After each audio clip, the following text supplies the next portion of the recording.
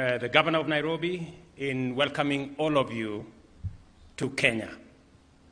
I know the Governor has given you some information. He has welcomed you home. Let me underscore that as a scientist myself, scientific information, including data, have verified that the earliest remains of man were found somewhere in Turkana in Kenya. Therefore, our friends from Europe, our friends from the Americas and Asia and the rest of the continent of Africa, welcome home. This is where the human journey began. And if for any reason you feel so much at home that you're tempted to stay behind, please feel free, because this is home.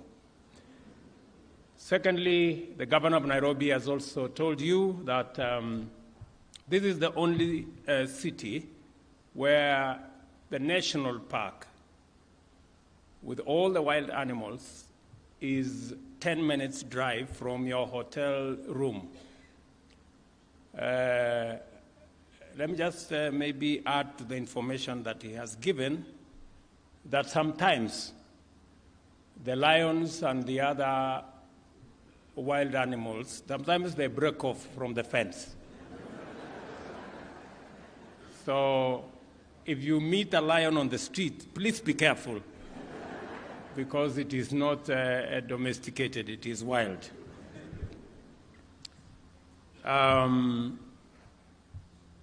But let me say, on behalf of the government and people of Kenya, I wish to acknowledge the privilege it is for us to host the 7th ID Africa General Meeting, a conference with tremendous implications for effective and inclusive governance, efficient provision of public services based on accurate population, citizen data, and the advancement of fundamental rights and social justice. A gathering of eminent experts in the field of identity management, drawn from African governments, international development and humanitarian agencies, as well as global leaders in digital identity solutions. This is an event of monumental significance by all accounts, and I am immensely delighted to be here. And on behalf of the people of Kenya, I extend a warm welcome to all our visitors from Africa and the rest of the world. Please do feel at home and endeavor to find the time to experience our magnificent country and its delightful attractions that will make for a memorable stay, including what Governor Sakaja said. This conference offers a unique forum for productive interactions among African national identity management agencies, as well as potential transformative exchanges between these agencies and global experts from the identity and biometrics industry.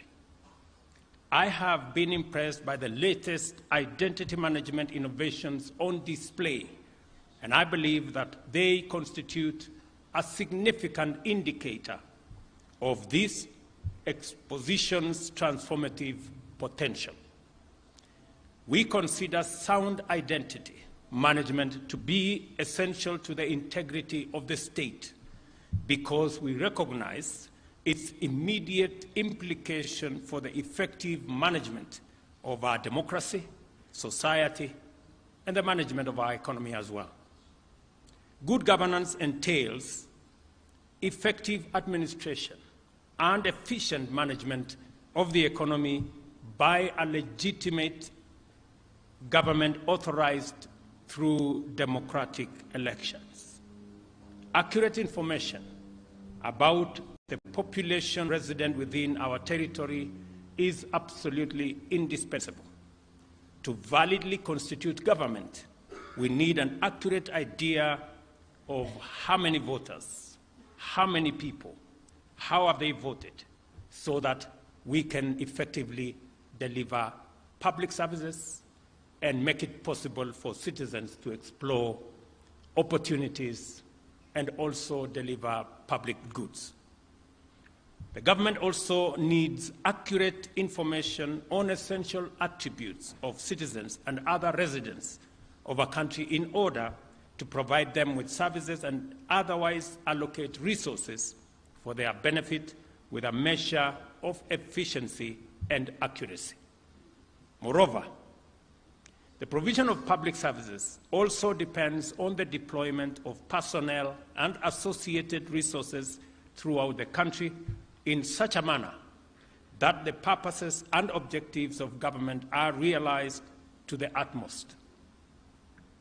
Transactional efficiency in the provision of public as well as private goods and services depends on a capacity to establish the identity of agents and quickly and accurately in that matter.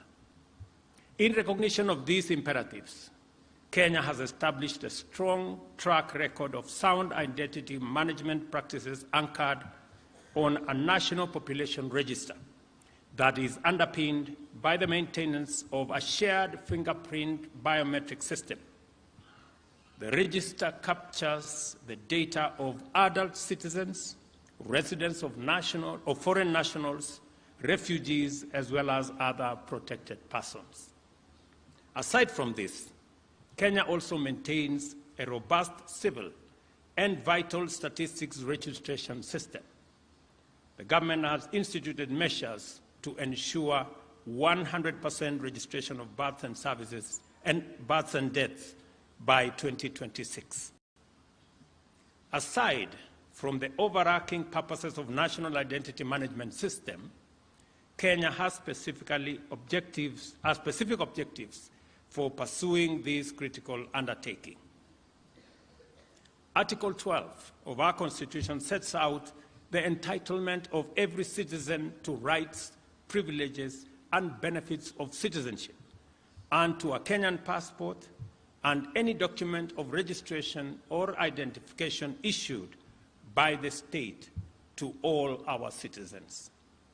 The state is therefore committed by implication to the full implementation of these clear constitutional provisions without any question or delay or any other excuse.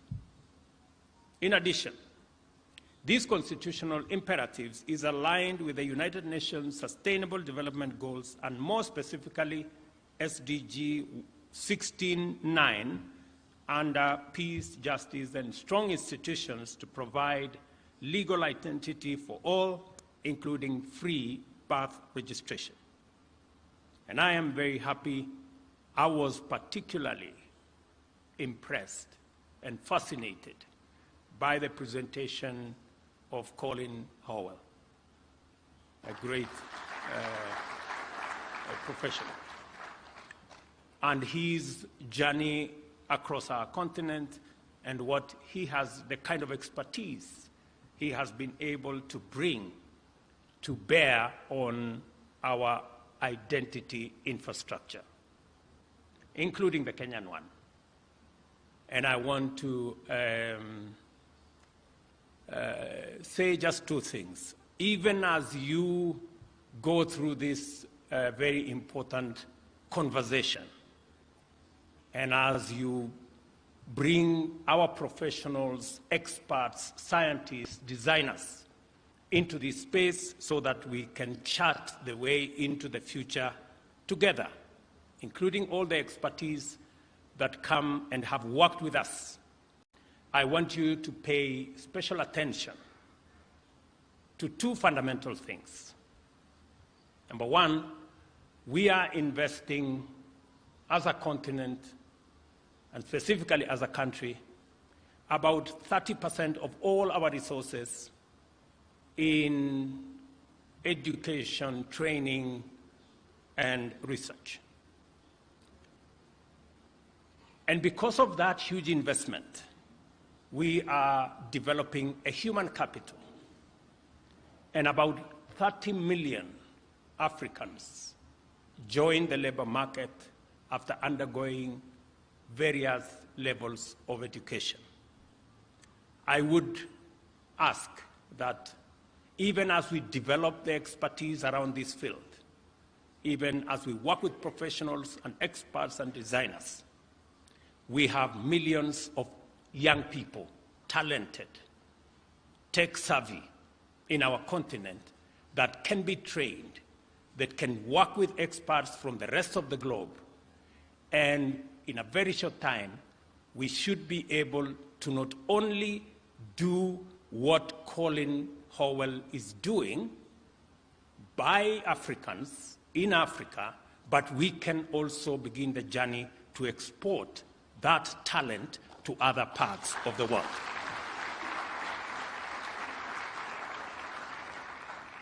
What I'm saying is, and I like what Colin said, he said he's looking forward to working with us, even to working with Kenya on our new passport and our new identity infrastructure. The only caveat I will give to him is that it will be possible for us to work with you only if you're willing to work with our young people, our experts, our designers, so that we can be able to pass on the experience that is developing, the scientific knowledge that is developing, so that the young people we are developing in our continent can also contribute their talent, their ideas, and their suggestions into the identification infrastructure of the future.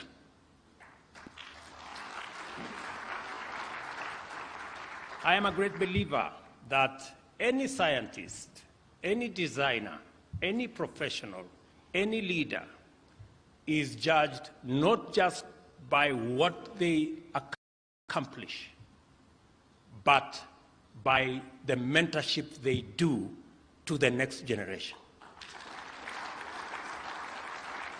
You must position yourself as part of your success to develop the next generation of designers, the next generation of professionals.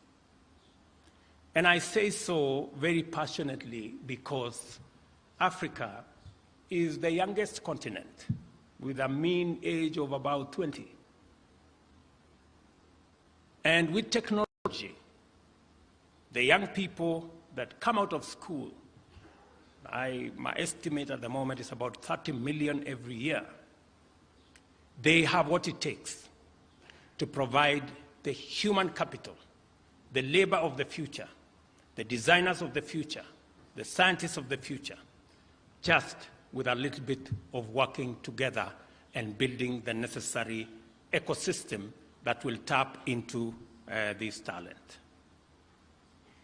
I want to ask the policymakers who are here, ministers, principal secretaries, that you must keep an eye, not just on what is available now, who we can work with now, but we must also keep an eye on making sure that we tap into the millions of the young people in our continent to give them the opportunity to contribute their talent and expertise going into the future. I think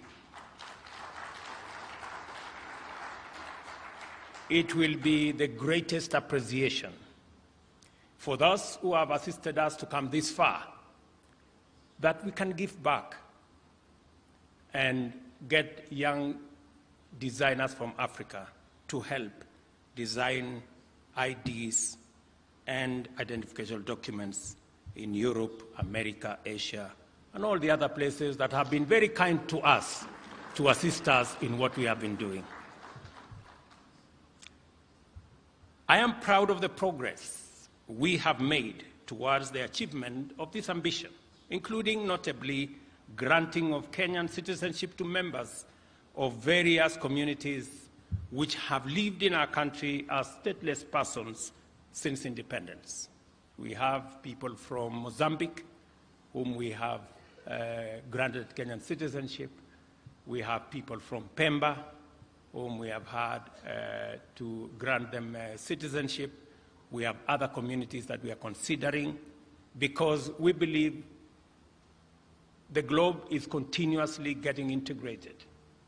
We are even working with the UN agencies to see some of our refugees who can then be considered for citizenship in Kenya, because we appreciate that continuously we are living in a global village and all of us must be able to work together towards a homogeneous society. Our identity management system is the bedrock on which Kenya's financial, revenue collection, telco, social security, universal health, and other voter registration systems are built. Consider the country's celebrated leadership in the mobile phone penetration and mobile money penetration ecosystem. These achievements, including the globally acclaimed M-Pesa, stand upon the robust foundation of our national identity management system and the whole ecosystem around technology. We have embarked on a national program to digitize government records and information and automate public service provision to enable Kenyans access government services from the comfort of their homes using their devices. The aim is to significantly cut down transaction costs and minimize opportunities for corruption by eliminating unnecessary bureaucracy and also increase transparency in government and efficiency in the provision of government service. Over the past year, we have increased the number of services available. We have increased the number of services available on the digital platform from 320 to 5,000 and intend to cover all services that Government of Kenya provides. And I think we have identified close to 7,000 services. All of them should be available on a digital platform by the end of this year, so that citizens, from the comfort of their homes or their offices, can interact with government, can access government services in an efficient, effective, timely manner without unnecessary bureaucracy. Because of this ambition, Kenya is among the earliest of its continent's peers to establish a policy framework for data protection, which includes comprehensive legislation and regulations to safeguard privacy and personal data. I know it's a big concern. People don't want their medical records, they do not want their personal data to be abused or to be used by people who are unauthorized, and that is the reason why we have a comprehensive data protection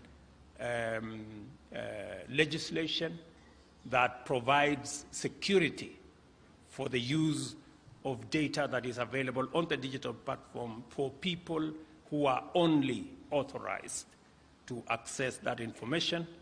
And I saw our Director General of Data, she's here, a very efficient lady, but she's also tough. I sometimes find people complaining that she has taken steps against them. Continue doing the good job, madam. You have my support. With a sound policy ecosystem in place, we are ready to execute our leap into a brave new world and become a fully fledged digital country and economy.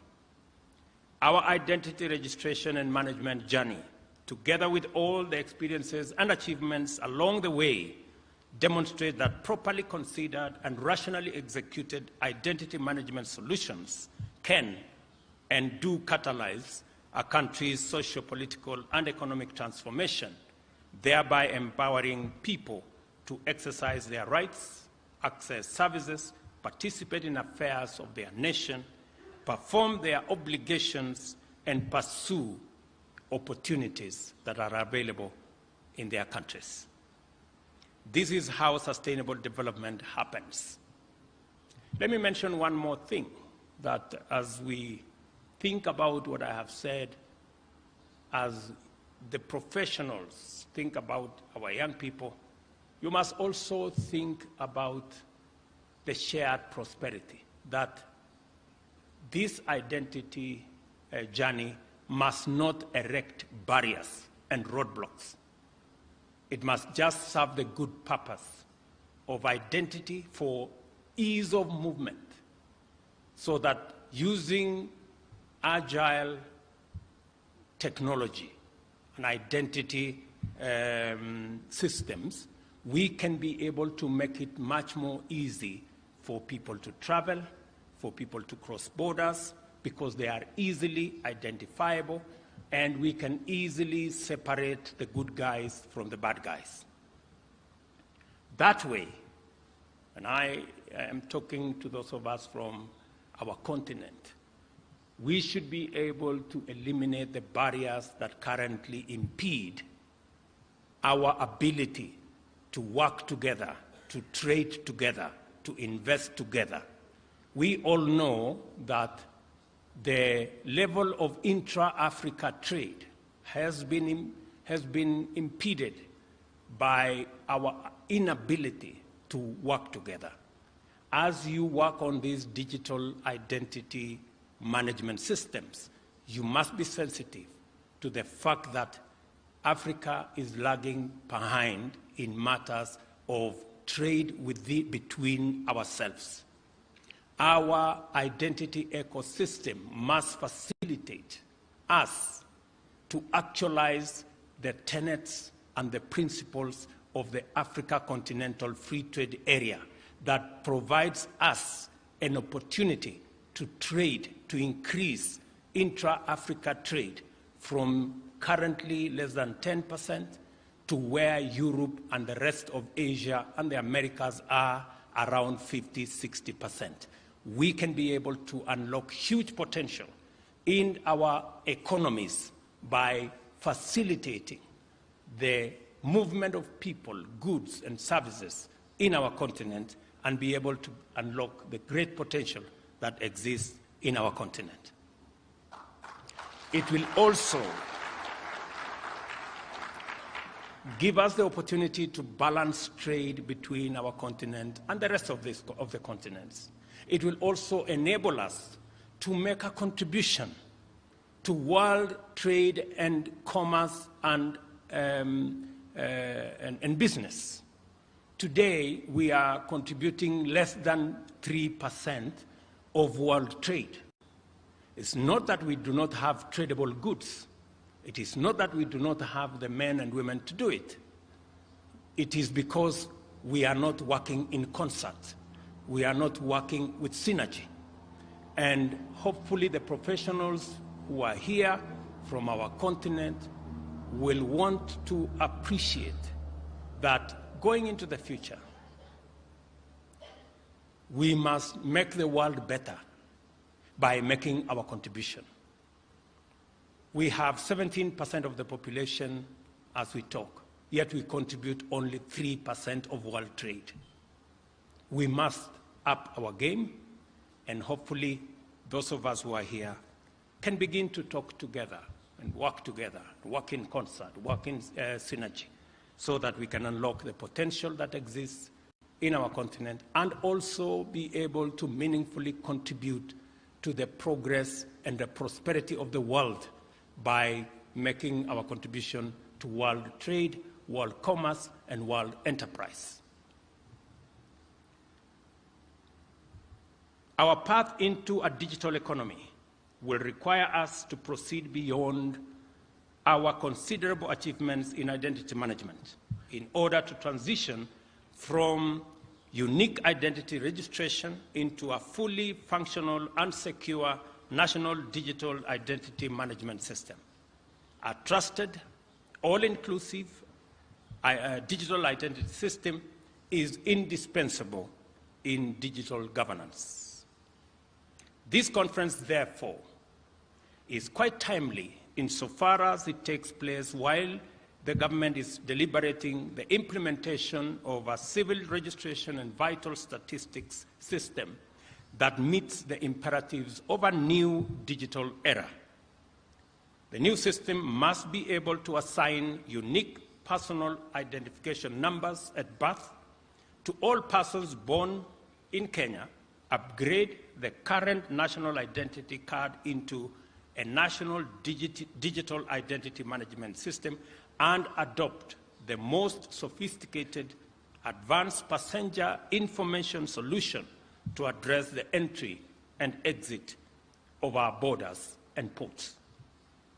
I challenge all participants, especially identity management practitioners from Africa, to collaborate with Kenyan colleagues in sharing their experience, strengthening thought leadership, and exploring possible innovations to achieve greater integrity and efficiency in this sector.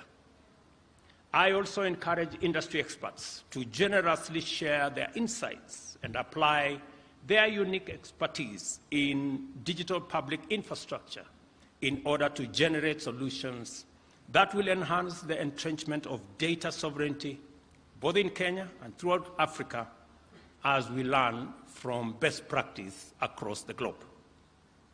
Data privacy for registered persons is an essential component of our public mandate, and we must take every possible measure to safeguard it at all times. We operate in an environment of escalating resource constraints, and yet, at the same time, we cannot postpone or downgrade our identity management endeavors. Our development partners, therefore, have an opportunity to explore possible areas of collaboration with our state departments for immigration and citizen services to support our identity management programs. And I want to say here that we're looking at all options when we are discussing resource constraints, among them public-private partnerships, joint ventures, and other interventions that will bring the private sector to provide public service in a manner that is affordable and in a manner where there is shared outcomes, shared profits, and bringing the expertise and professionalism of the private sector into the delivery of public goods and services. I also want to address myself to one or two other issues that could come in the way of the delivery of what we are discussing in this meeting. Climate change is a huge component of what influences the availability, the deployment of public goods and services. When governments have to divert resources that are meant for the delivery of public goods, including education, including water, including health, and sometimes including the subject of digital ecosystem, to be able to provide for the vagaries of what climate change has visited on us, we need to have a conversation.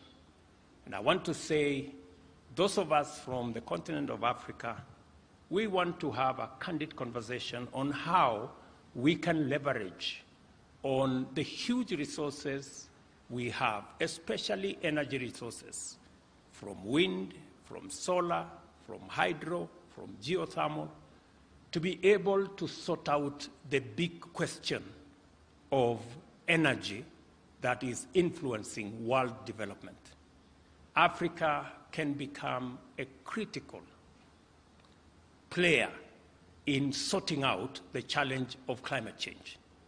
We need to listen to what we are saying, and we want not a finger pointing, not a blame game. We want a win-win outcome out of this conversation.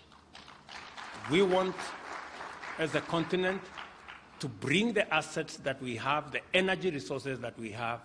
We want others to come with technology, to come with investment, and have a conversation as to how we can not only deliver clean, green energy in the African continent, but we can also help other continents to be able to overcome their challenges of fossil fuel energy by exporting some of our resources through hydrogen technology to other parts of the world and sort out the big question of climate change using climate financing, climate investment.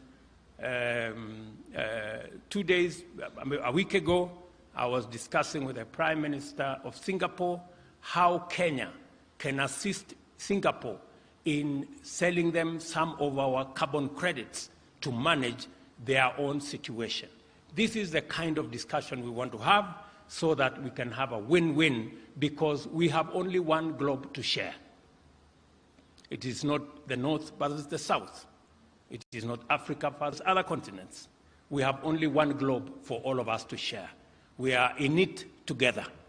Either we are sinking together or we are floating together. And I think I choose we float together.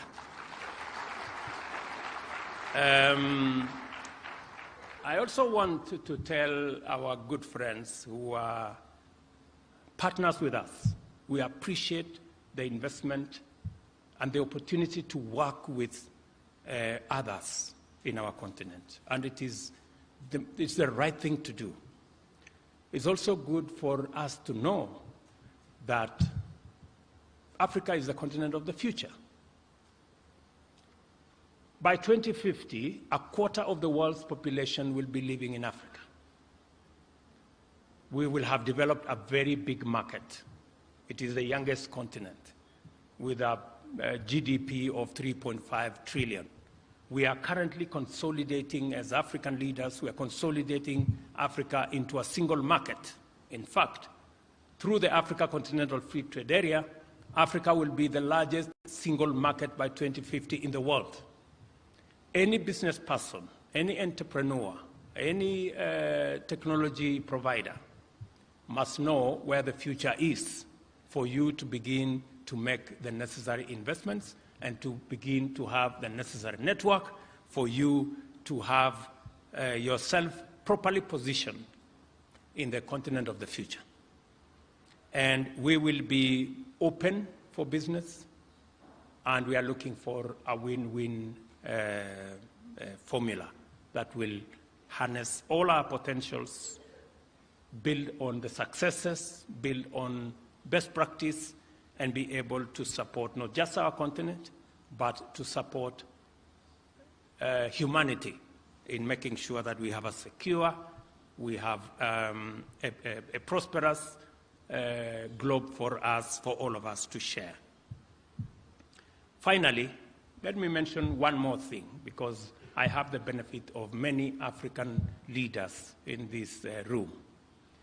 That we are also having a conversation about an ecosystem that is going to fairly give everybody an opportunity to be their best.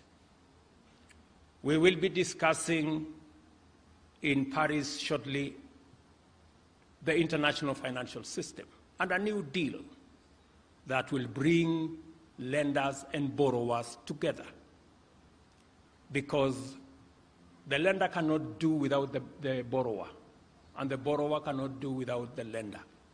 But there must be a mutual win-win outcome for it to be sustainable. That's the conversation we will be having to discuss a new international financial system that gives opportunity for every part of the world. At the moment, our very considered view is the current international financial system is rigged against some, where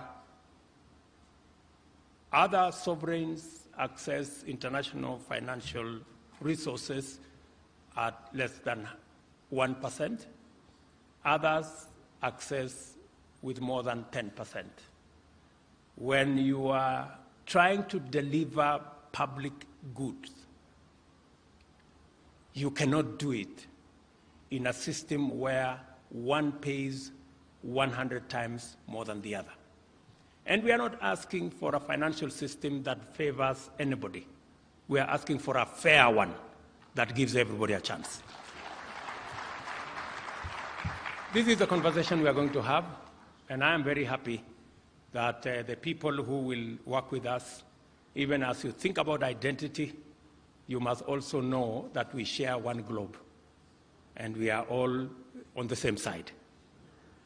Once more, I affirm my profound delight at being able to participate in this timely, appropriate, and fundamentally transformational conference. I wish you fruitful deliberations and look forward to the outcomes of your deliberations in due course to share in Kenya, in our continent, and globally so that we can have a much more progressive home for all of us. Thank you very much, and God bless you.